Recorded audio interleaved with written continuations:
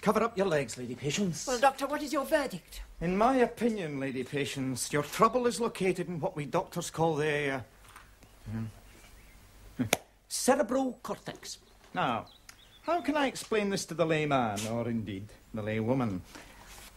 Think of it as a signal box at a busy railway junction. Oh, Doctor, for 10 years I've known nothing of railways, still less of junctions. You ken what it's like in a busy telephone exchange? No, we never exchange our telephones. My husband orders new ones whenever they're required. I can see this isn't going to be easy. Cast your mind, Lady Patience, to the nether regions of this very house. Now, were I to pull this, what would happen? One pull and you would summon Perkins, my maid. 2 pulls would fetch Hillman the butler. Exactly. Now, suppose that you pull this once to summon Perkins, but she does not appear, so you pull it again. Now, follow me closely. Have you pulled once, twice? Or twice, once? Is Perkins on her way, or is Hillman? Or does each think the other has been summoned? What if they should meet in a dusty corridor and collide, and you should ring again and again and again? Confusion is but worse compounded, and the communication between upstairs and downstairs irretrievably disrupted. Well, what of it? Eh? What was I talking about? Oh, aye, your legs. No, I'm afraid you'll never walk again, Lady Patience. In terms of the cerebral cortex, you pulled the other one far too often. Then you're telling me there's nothing you can do to bring feeling and quivering life back into my lower limbs? Oh, there is one slight chance, Lady Patience. The odds are 1,000 to 1, the method highly unorthodox. I would have to probe into the innermost recesses of your very being. I want you to try it.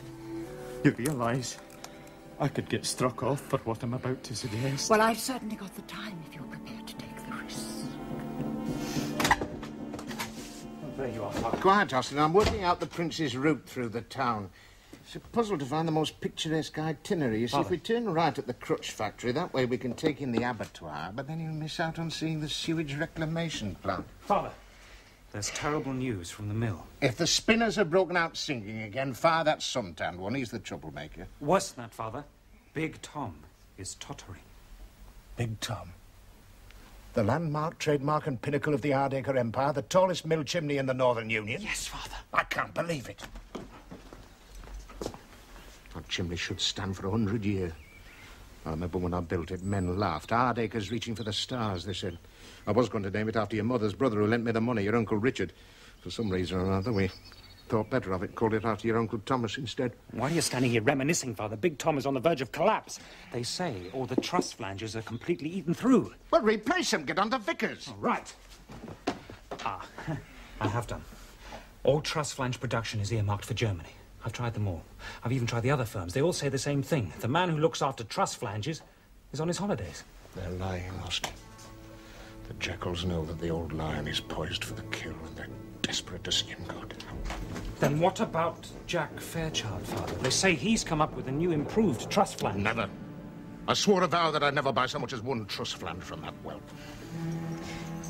I say, Father, why not order them, take delivery, and then not pay for them? That way you wouldn't be buying them, and so you wouldn't be breaking your vow. Did you think of that all by yourself? Yes, Father. It's brilliant. We may have the makings of a dynasty in you yet. To tell you the truth, son, it's like upset things between me and your mum. What with you leaving home and that accident I had, Dr. McDuff, he told her, he said she'd have to be, like, patient with me and not discourage me at all. Well, the other night I was feeling quite full of me clog, you know. And I said to your mum, I said, is there any chance of a bit of that there? Well, do you know what she said? She said, Pat's just had last of it. Well, I mean, it's discouraging. Folk could not blame me if I started playing away. I've only ever had one woman apart from your mum. Suffragette she were. Chained herself to railings outside Accrington Town Hall. Real nice girl she was. But even there, you see. I don't suppose I'd have got anywhere if she hadn't been chained to railings. I've had a rotten life. I've completely rejigged this flange press, you know, Dad. Son, it's madness. It's moonshine. You're digging your own grave. Look, son, before it's too late, go to Mr. Hardacre, cap in hand if you have to. My mum's took me cap off me. Aye, give it to our Matt. Well, I'll lend you mine. I'll go crawling back, not to Bradley Hardacre, and not down his mine, neither. No. Son, I was a rebel and an hothead when I was your age. Aye, go on, you can smile. But many's the time one of the bosses had come past, and do you know what I'd do? I'd spit in my cap behind his back. Is that right, George? Oh, hello, Miss Harry. Don't mind me, I'm just talking big. What you want with me, Bradley Hardacre? You reckon this trust flange of yours is pretty good, do you? Best in Northern Union. Stake my life on it. Well, I hope you mean that, lad, because that's the job I've got for you. I want every trust flange in Big Tom replaced. You'll not do better than mine. They won't set 'em well, mind. You've got to grudge 'em in with plenty of tosh. Oh, well, that'll be up to you. Job I'm offering is supply and set. If a man tells me his trust flange will hold up my chimney, I want to see him stood on top of it. Then I believe him. Nay. My name's Jack, but I climb no steeples. I'll supply 'em, but you mun find your own flange setter. No, I'll get me flanges elsewhere and all. No, wait. You don't leave a man much choice, do you, Bradley Hardacre?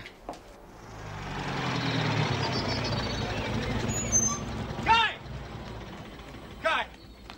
Oh. So glad he could come. Oh, I'm so unhappy. I've lost my friend with the beautiful hands. Do you know that feeling when the bottom's dropped out of your world? Indeed. As soon as I got your telegram, I dropped everything, flung my toothbrush into a sponge bag, and here I am.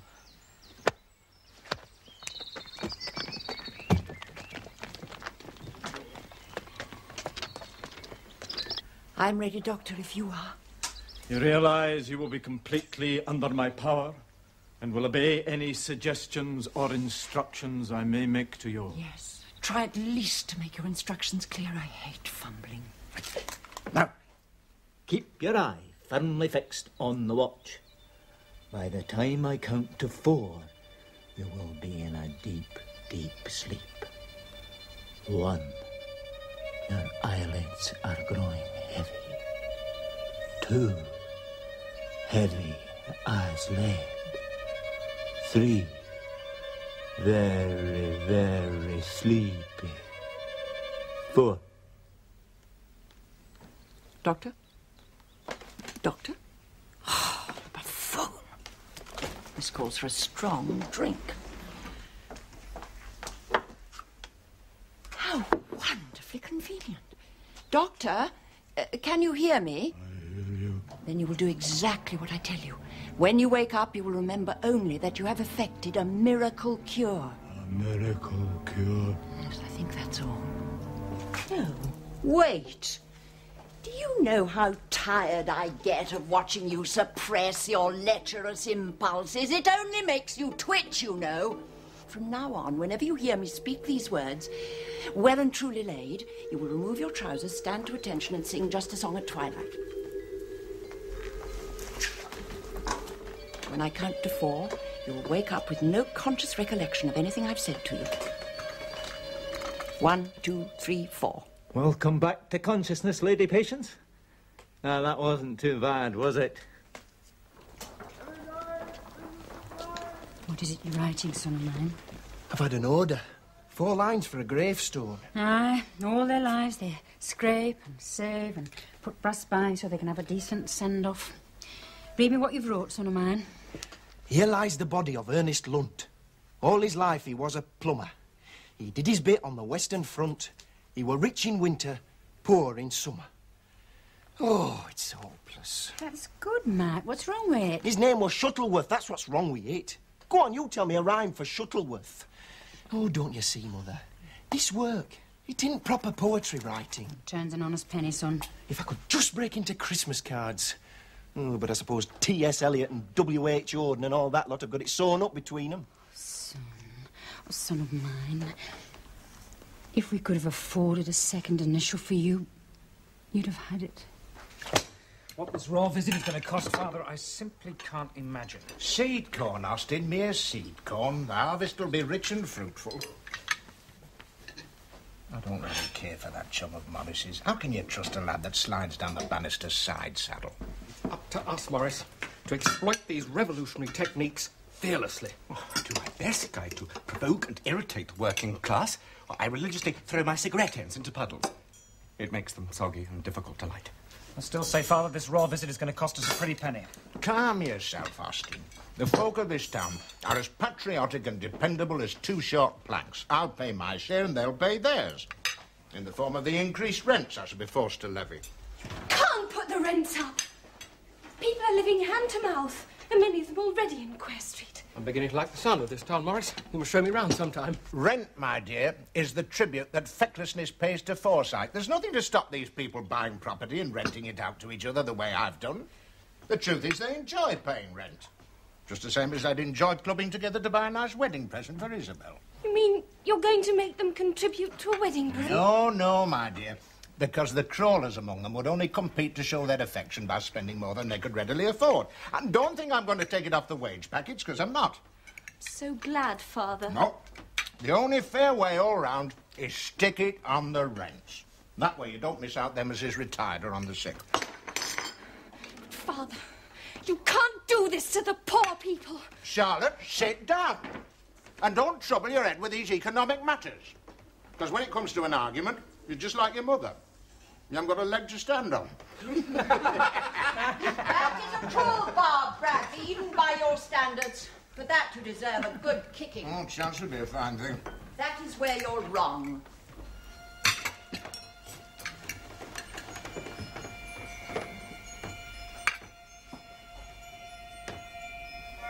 Yes, I can walk again. A miracle cure. My dear, this is wonderful. 10 long years I've waited to do that, Bradley. 10 long years. Of course I'm pleased. I'm delighted. Apart from everything else, we'll get good money for that wheelchair. Good condition, low mileage. One careful lady owner. You snip for someone. I had hoped for once that your mind might rise to something above the mere mercenary. Patience, you must give me time. Time to adjust. Just you, Bradley. The only thing you ever adjust is your dress before leaving, and then not always. Don't you see, my dear? This could be a new beginning. Together we could recapture that first fine, careless rapture. Bradley, let's get one thing clear. Because I've regained the use of my legs, it doesn't mean that you've regained the use of them. I know, my dear, that were I to touch you, the old passion would flow. An ice flow is what you would find. Very well, if you were the iceberg, then I am the Titanic. Sink me, sink me. You're not the Titanic you think you are, Bradley. You're merely a third-class passenger. From now on, I only take first class. You're wrong, my dear. I am the Titanic, and you are not an iceberg. You are the deep, unfathomable Atlantic that my jutting prow must plough. May I remind you that when you cross the Atlantic with the Titanic, what you get is about halfway. Don't fence with me, Patience. I demand my conjugal rights. Oh, how I loathe and detest you when you speak in this conjunctional vein. No man has property. He must keep up his right of way by frequent passage or let his title lapse. Bradley, you only want what you cannot have. Once your lust is slaked, once you've got your end, away goes all desire. So what you're saying is that as long as I want you, I cannot have you. Because once I have you, I shall no longer want you. That what I want to have, I'll have to want. Very well, if that's what you're saying. So be it! Oh, Bradley. How is it you can master half the world, but you cannot master me? I wish you could work one of your miracle cures on my father's heart. He's going to put the rents up. Oh, I didn't know that. It'll be a cruel, cruel blow. Cruel? It'll be monstrous. Wicked. If I could only do something. Something to make him feel ashamed. But what can a mere girl do when a man has hardened his heart? Aye, you put me in mind of the noble protest of the good Lady Godiva. Lady Godiva? Who's she? She was a very noble lady who, in circumstances very similar to your own, made her protest by riding naked.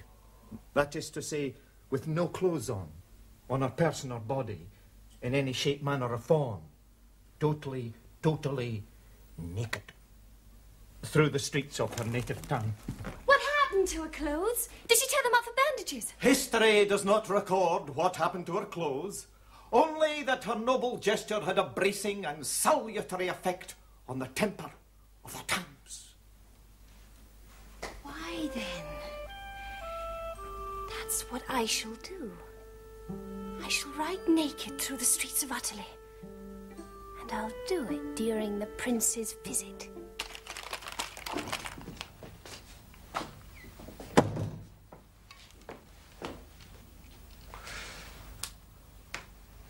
I've informed our friends in Moscow of your father's new silent explosive. I bet you got a pat on the back. As a matter of fact, I got a flea in my ear. They don't believe a word of it. But it's true. Oh, come now, Morris. A silent explosive? It's so outrageous. But it's true. I believe you, Morris. But Uncle Joe, despite his many virtues, is a hard-headed businessman. Not unlike your father. What our friends in Moscow need, Morris, is a demonstration. You, Morris, have access to the SBD. The prince himself is coming to Utterly. Need I say more? You mean? Yes.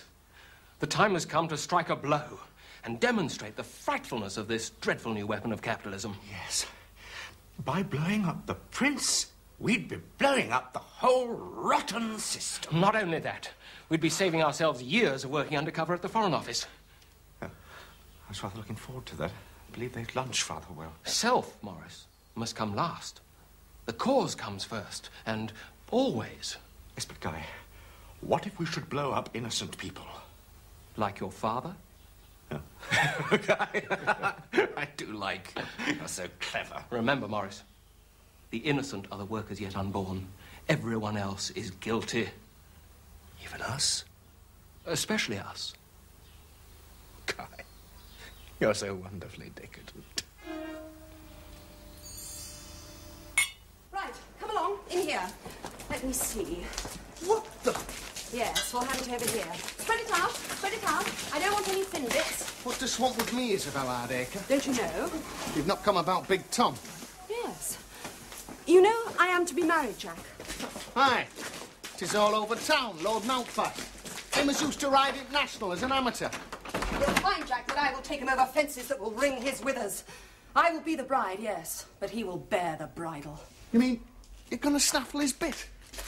Before I go between the shafts of wedlock, I must have one last passionate, joyous, carefree, reckless gallop. You mean? Yes. Never. No! Your touch is like incandescent fire, like hot custard on the plum duff. Don't fight it, Jack. Mum! I won't fight. Oh, 'tis the Hardacre touch. There's a fiendish power in those little fingers.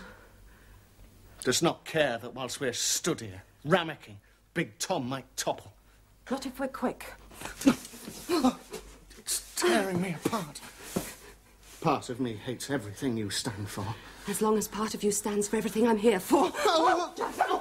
Now, the main reason I dropped by, Agnes, was to tell you I'm putting the rents up. Aye, the Hardacre motto. When in doubt, put it up. Aye, look good on a coat of arms with that. I know what it comes to in Latin. You're bleeding folk white as it is. How can you put the rents up another penny? Another shilling, Agnes. However, in view of our understanding, I'll knock it off for this week. Is that what I'm worth to you, a shilling? Aye, you're quite right. I got carried away. I'll knock off sixpence. It's your little stick of rhubarb, Mother. Oh, hello, Mr. Hardacre. Very nice to see you in our humble... don't mind me mentioning it, Mr. Hardacre, but you've come out without your trousers on. And rest these are yours by any chance? Yes, as it happens, they are, George. Yes. Don't mind me asking, but how did you come to get separated from them? Fair question. Happened to be passing. Got caught in a sudden downpour. Anyway, seeing my trousers were wet, your lady wife kindly offered to press them for me. Oh, come on, then, love. Don't keep Mr. Hardacre waiting. He's a busy man. He's got a lot to see to. Agnes! Hope you make allowances, Mr. Hardacre. She's not been herself lately. She's very easily roused these days. Well, in some ways. Other ways, you can't hardly rouse her at all, if you know what I mean. You being a man of the world. Well, I don't guarantee it, George, because I never bother myself, but they do recommend extended foreplay. Oh, we couldn't afford nothing like that, Mr. Hardacre. We can hardly afford to keep up payments on gramophone. Just give me my trousers, George. I could press them for you, No, Mr. no. I'll not stop when I'm not wanted. Myself, I usually lay 'em under the mattress. Yes, that could be why you get into trouble. Miss, Mr. Hardacre'd like a cup of tea. Well, perhaps some other time, George. I must say, he was very, very offhand with Mr. Hardacre. I could see that he was ill at ease. Minute I walked in, you never made him feel at home and nothing. Well, no wonder we never invited up to their house. We're in luck. No one here. Best be quick, then. Where do they keep the SPD? I don't know. Well, what does it look like, then? I don't know that either. You're hardly Uncle Joe's brightest recruit, are you, Morris? That's monstrously unfair of you, Guy. Who else could give you access to the inner sanctum of capitalist power? Having gained access, we have to get the stuff. And then gain egress. I'm not as adventurous as you, Guy. I'm having nothing to do with this gain egress.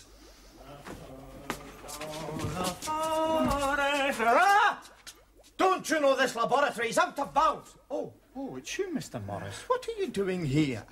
This is my friend, Dr. Guy Baggers. You've heard me speak of my chums at the varsity, Kim and Guy and Donald. How do you do? You should not be here, Mr. Morris. Your father will not be best pleased. Oh, don't tell him, Doctor. I know what it was. Hesketh came scampering in here. Well, I shouted, but he wouldn't listen. And so, we came in looking for him.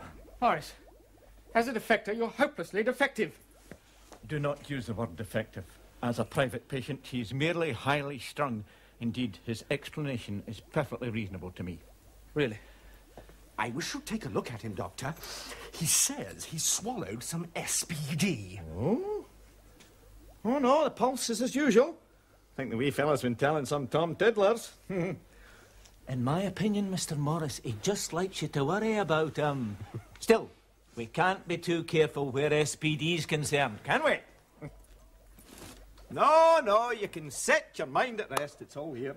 So, that's the diabolical SPD. Aye, but I have harnessed its explosive power in order to banish wash-day drudgery. Indeed, the form you see here will only revert to the explosive isotope should it come into contact with one metal. That is gold. Hesketh, stop that immediately! Naughty bear! What is the wee laddie doing? I'd rather not say, Doctor. Scottish people have feelings too, you know. Just the same as you or I. I'd better get this SPD under lock and key. And I'll take Hesketh home, Doctor. Well, he's had a busy day, and I think we'll both have an early night. You're not rushing away. Well, in a way, yes, we are, Doctor. Leningrad to meet you. But now we really must go.